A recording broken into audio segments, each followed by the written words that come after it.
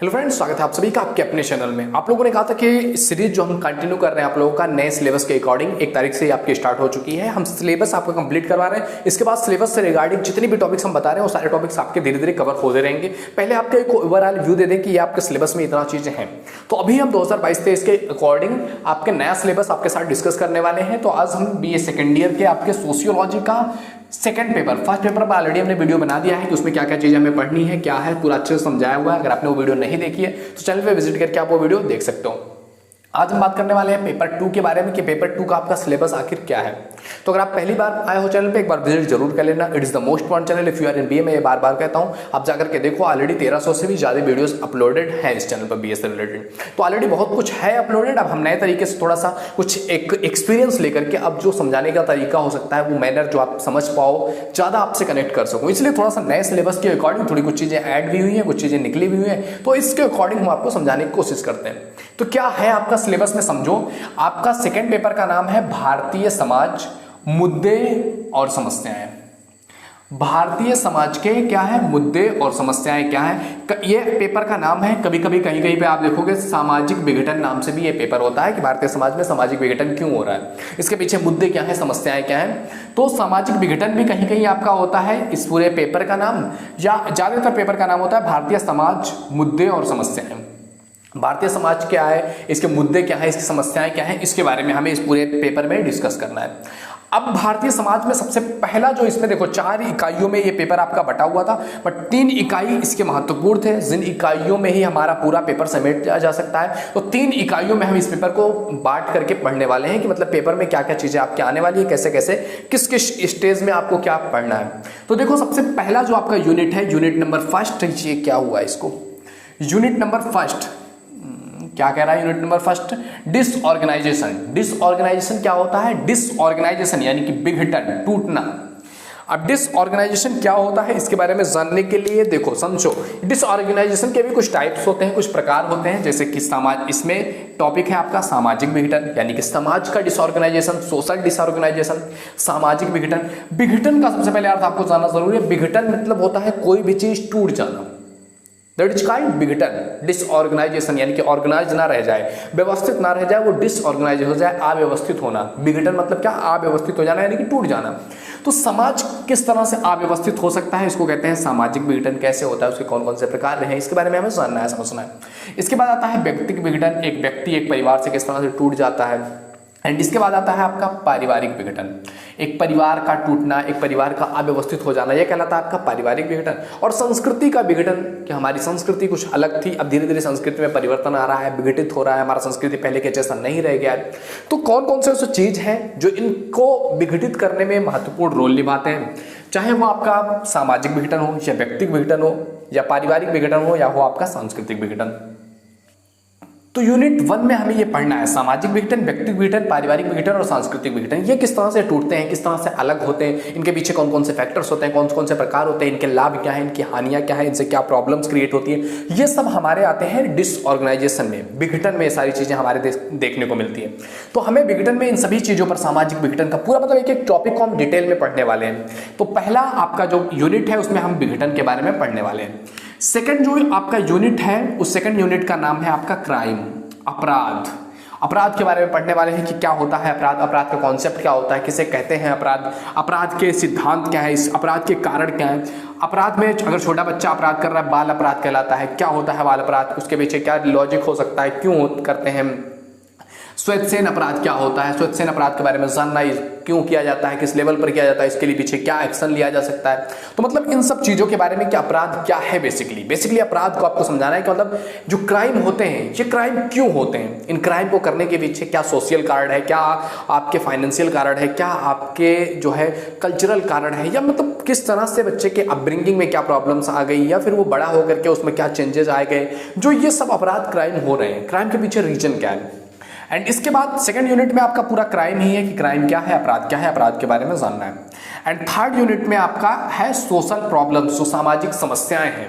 और यहीं से आपके सबसे ज्यादा क्वेश्चन पूछे जाते हैं, या तो आपका फर्स्ट वाला सिविलाइजेशन से, मतलब सॉरी डिसऑर्गेनाइजेशन से, और या फिर आपके इस यूनिट से सोशल प्रॉब्लम से। यहाँ से बहुत सारे क्वेश्चन पूछे जाते हैं, आपके शॉर्ट में भी, लॉन्ग में भी, वेरी लॉन्ग में भी मतलब ये क्वेश्चन आपसे पूछा जाता है। देखो इसमें जो प्रॉब्लम्स, जो समस्याएं हमारे समाज में आ रही है, ये समस्याएं क्या हैं, इनको कैसे दूर किया जा सकता है, इनसे प्रॉब्लम, इनके पीछे रीजन क्या है और इनको इनसे लाभ या हानि क्या है, ये हमें पढ़ना है।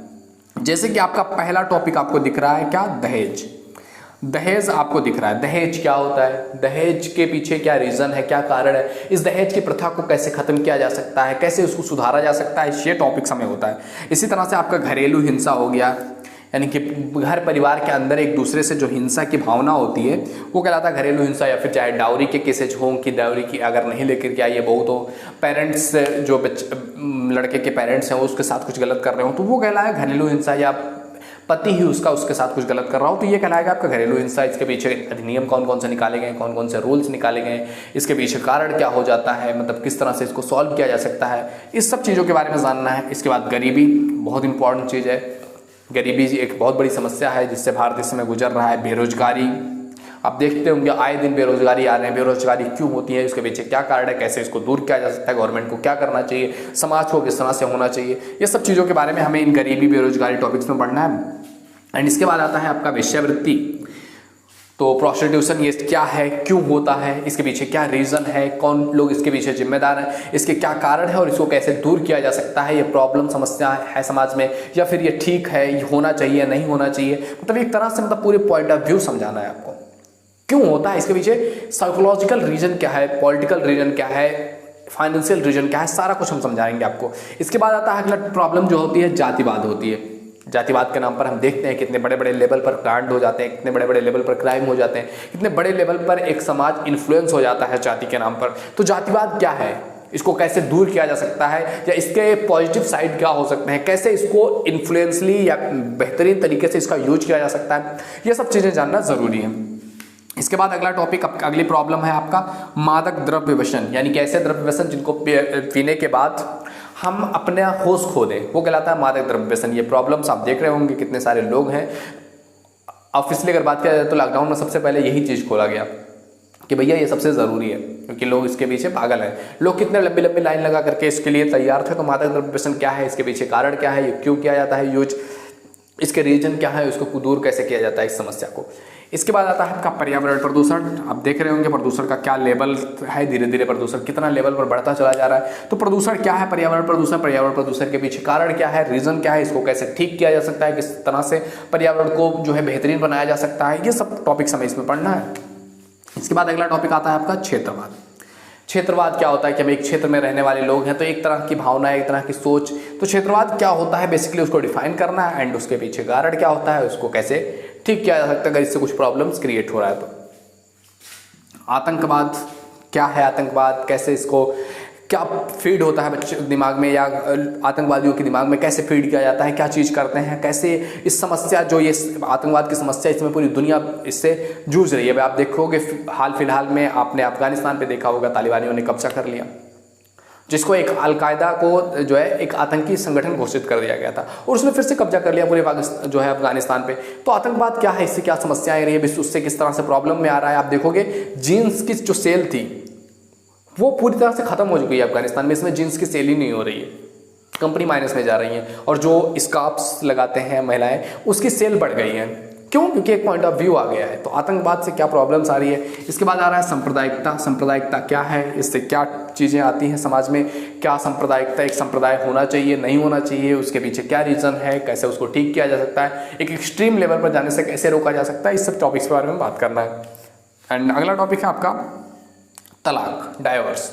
डाइवोर्स क्या है, मुस्लिम समाज में डाइवोर्स क्या है, डाइवोर्स के लाभ क्या है, डाइवोर्स के हानि क्या है, डाइवोर्स को किस तरह से होना चाहिए, कौन सा डाइवोर्स बेहतरीन डाइवोर्स है, कौन सा आपका विद्दत कहते हैं जिससे तलाक विद्दत, तलाक सुन्नत, अलग अलग चीज़ होता है। तो क्या है तलाक के बारे में ये सब जानना है और इस समस्या को कैसे दूर किया जा सकता है, कम तलाक हो, इसके बारे में क्या किया जा सकता है। तो ये था हमारे समाज का तीसरा सोशल प्रॉब्लम, सामाजिक समस्याएं। इन समस्याओं के बारे में एक टॉपिक को बेहतरीन तरीके से आपको समझाना है, आपको बेहतरीन तरीके से समझाएंगे और शॉर्ट में। हमारी वीडियोस 10 to 15 मिनट्स की होती हैं।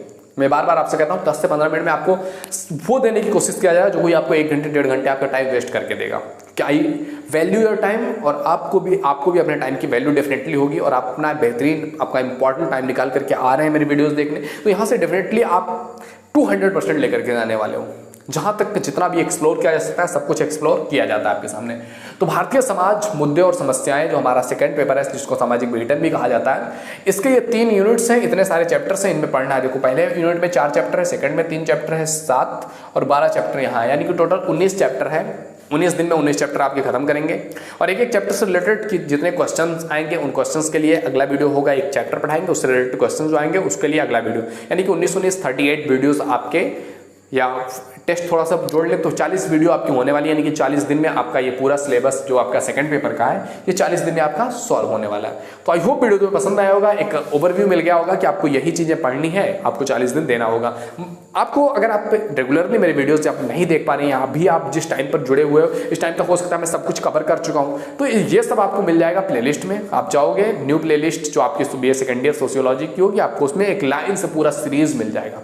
तो आप अगर जिस भी ईयर में है, जो भी आपने सब्जेक्ट लिया हुआ, एक बार जाकर के प्लेलिस्ट जरूर चेक कर लें ताकि आपको दिख जाए कि आपके अकॉर्डिंग उसमें कौन सी चीजें हैं, आपको पूरा सीरीज मिल जाता है ना प्लेलिस्ट में। तो that's very important. I hope video को पसंद आया होगा, पसंद आए तो शेयर जरूर कर दिया करो, क्योंकि शेयरिंग इज केयरिंग। आप शेयर करते हो तो आपकी वजह से कई सारे लोगों की हेल्प हो सकती है, कई सारे लोगों को हो सकता है उसकी नीड रही हो और आप उनकी हेल्प करने में सक्षम हो पाते हो। आई होप वीडियो को पसंद आया होगा। मिलते हैं अगले वीडियो में, तब तक के लिए जय हिंद, जय भारत, थैंक यू।